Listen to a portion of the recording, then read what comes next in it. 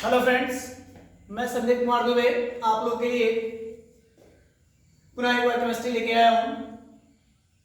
पिछले टर्म पे हम लोग पदार्थ का वर्गीकरण अध्ययन किया था।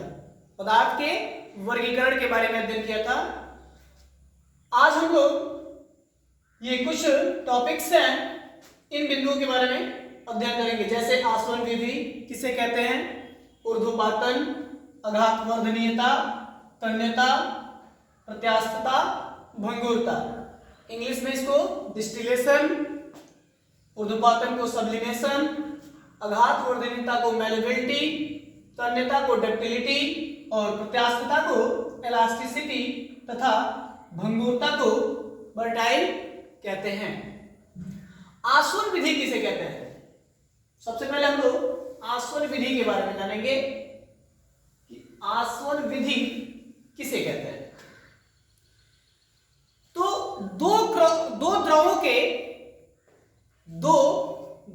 के बीच क्वथनांक अंतर का पता कर उन्हें अलग करने की प्रक्रिया ही क्या कहलाती है?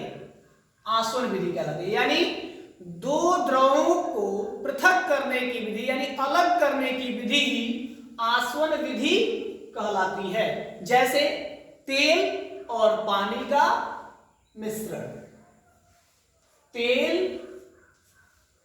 और पानी का मिश्रण।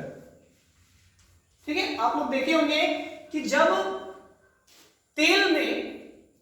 पानी में तेल को मिला दिया जाता है तो उन्हें अलग करना बहुत मुश्किल होता है। तो उन्हें क्या किया जाता है?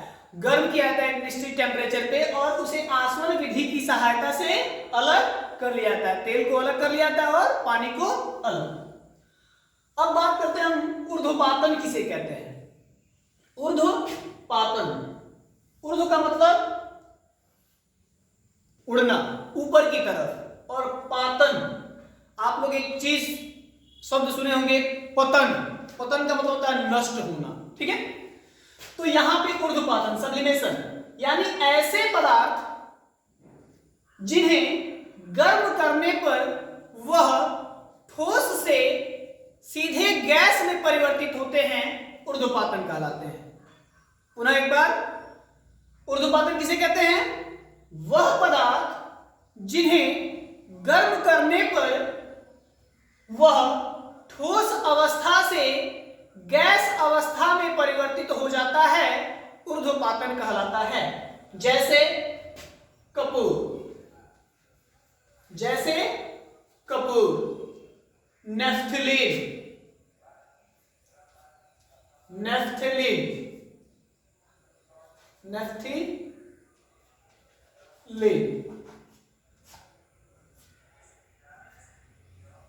नेफ्थलीन।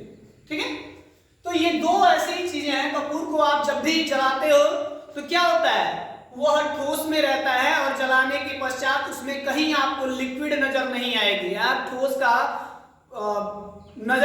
का कण नजर नहीं आएगा, वह सीधे ठोस से किसमें परिवर्तित होता है? गैस में। ठीक उसी प्रकार नेफ्थलीन। अब मार्केट में जो आजकल मिलावटी कपूर आ रहा है उसकी हम बात नहीं करते हैं, क्योंकि आजकल नमक का मिला हुआ कपूर आ रहा है, आटा का मिला हुआ कपूर आ रहा है, तो वो नहीं, एग्जैक्टली जो शुद्ध कपूर होता है उसकी बात हो रही है। ठीक है, आघातवर्धनीयता किसे कहते हैं? बात करेंगे हम आघातवर्धनीयता।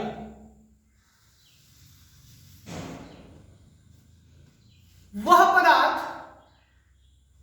जिन्हें पीटने पर टूटते नहीं बल्कि फैल जाते हैं, वह क्रिया घातवर्ध कहलाती है तथा पदार्थों का यह गुण आघातवर्धनीयता कहलाता है। किसे कहते हैं आघातवर्धनीयता? वह पदार्थ जिन्हें चोट मारने पर या पीटने पर टूटते नहीं बल्कि फैल जाते हैं, चादर के रूप में परिवर्तित हो जाते हैं, वह क्या कहलाता है? घातवर्ध कहलाता है तथा पदार्थों का यह गुण ही आघातवर्धनीयता कहलाता है। जैसे आप देखे होंगे लोहा को जब पीटा जाता है तो वह टूटने के बजाय क्या होता है, फैलता है। सोना, सोना भी आप पीटते हैं, पीट के देखिए, या फिर कोई सुनार हो वहां भी देखिए, सोना को रूप परिवर्तित किया जाए, यानी उसको पीटने पर वह टूटता नहीं बल्कि फैलता है। तन्यता किसे कहते हैं, बात करेंगे तन्यता। तन्यता से ही क्लियर है, तन्य, दो शब्दों पे ध्यान दीजिएगा इसके, तन्यता, तन्य का मतलब होता है तन्ना, ठीक है, यानी कोई वस्तु क्या हो, कोई पदार्थ क्या हो, तन जाए, यानी तार के रूप में परिवर्तित हो जाए, ठीक है। तो परिभाषा इसकी क्या होगी, वह पदार्थ जो खींचने पर लंबाई में बढ़े या तनने पर, तानने पर तन जाए, यानी लंबाई में बढ़ वृद्धि हो जाए, वही पदार्थ क्या कहलाती है, वह पदार्थों का यह गुण तन्यता कहलाता है। यानी वह पदार्थ जिन्हें खींचने पर लंबाई में वृद्धि हो जाए यानी बढ़ जाए, वह गुण ही पदार्थ का तन्यता कहलाता है। जैसे तार, और तार में कौन कौन से, आप कॉपर के तार देखे होंगे, ठीक है, लोहा का तार, लोहे का भी होता है, ठीक है, लोहे का तार, चांदी भी क्या होता है, तनता है, सॉरी, कॉपर, लोहा, एल्युमिनियम आदि। अब बात करेंगे प्रत्यास्थता किसे कहते हैं। प्रत्यास्थता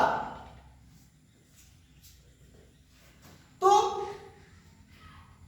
पदार्थों का वह गुण जिसे खींचने पर लंबाई में वृद्धि हो जाए, खींचने पर तन जाए, मोड़ने पर मुड़ जाए, दबाने पर दब जाए, वही पदार्थ क्या कहलाती है, प्रत्यास्थता।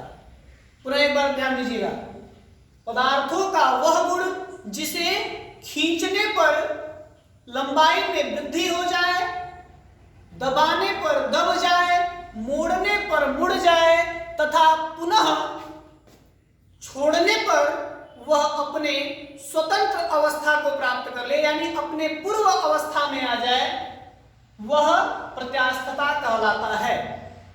जैसे रबड़, जैसे रबड़, ठीक है, रबड़ को क्या होता है, आप खींचते हैं तो तनता है, उसके बाद मोड़ते हैं तो मुड़ जाता है, दबाते हैं तो दब जाता है, किंतु जैसे ही उसको हम छोड़ देते हैं तो अपने पुनः जैसे जिस अवस्था में वह रहता है अवस्था को प्राप्त कर लेता है, यानी उस रूप को प्राप्त कर लेता है। यही प्रक्रिया क्या कहलाती है, प्रत्यास्थता कहलाती है। भंगुरता, बर्टाइल, भंगुरता, भंगुर का मतलब होता है छोटा छोटा कण, ठीक है, यानी वह पदार्थ जिन्हें चोट मारने पर वह क्या हो, छोटे छोटे कण के रूप में परिवर्तित हो जाते हैं, वही क्या कहलाते हैं, भंगुरता कहलाते हैं। वह पदार्थ जिन्हें पीटने पर या चोट मारने पर वह छोटे छोटे टुकड़ों के रूप में यानी कणों के रूप में परिवर्तित हो जाते हैं, भंगुरता कहलाते हैं। जैसे नमक, ठीक है, तो ये आज का टॉपिक रहा। अब इसके बाद हम लोग डाल्टन का परमाणु सिद्धांत, ठीक है, अगले पार्ट में हम लोग अध्ययन करेंगे डाल्टन का परमाणु सिद्धांत। आप लोग जवाब नहीं दे रहे हैं, जो भी घर पे बैठे हैं कम से कम जो क्वेश्चन पूछा जाता है उसका जवाब दिया कीजिए, ठीक है। पदार्थ का वर्गीकरण पिछले टर्म पे हम लोग पढ़े थे, तो उसमें एक क्वेश्चन, दो क्वेश्चन ले लीजिए।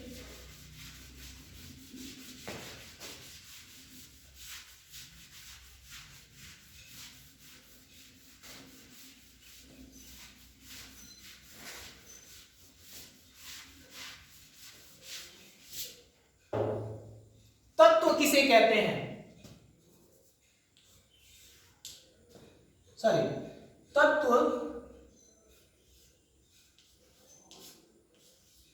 को कितने भागों में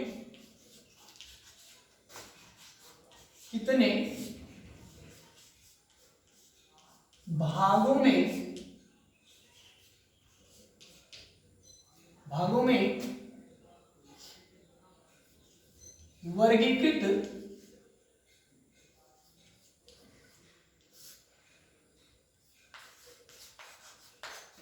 किया गया है?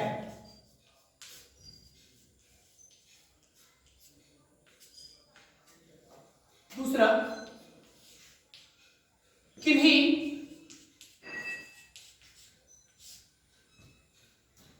दो कार्बनिक तथा अकार्बनिक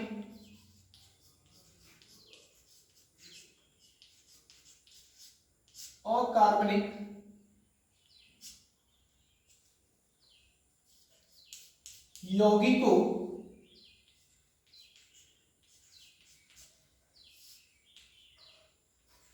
का नाम एवं सूत्र बताइए। ठीक है, तो ये दो क्वेश्चन का जवाब आप डिस्क्रिप्शन बॉक्स में दे सकते हैं। कॉलेज के किसी सर से फोन करके आप जवाब दे सकते हैं, खासकर मुझसे, खान सर से, ठीक है, और पटेल सर से भी दे सकते हैं आप, पवन पटेल से। धन्यवाद, मिलेंगे अगले पार्ट में।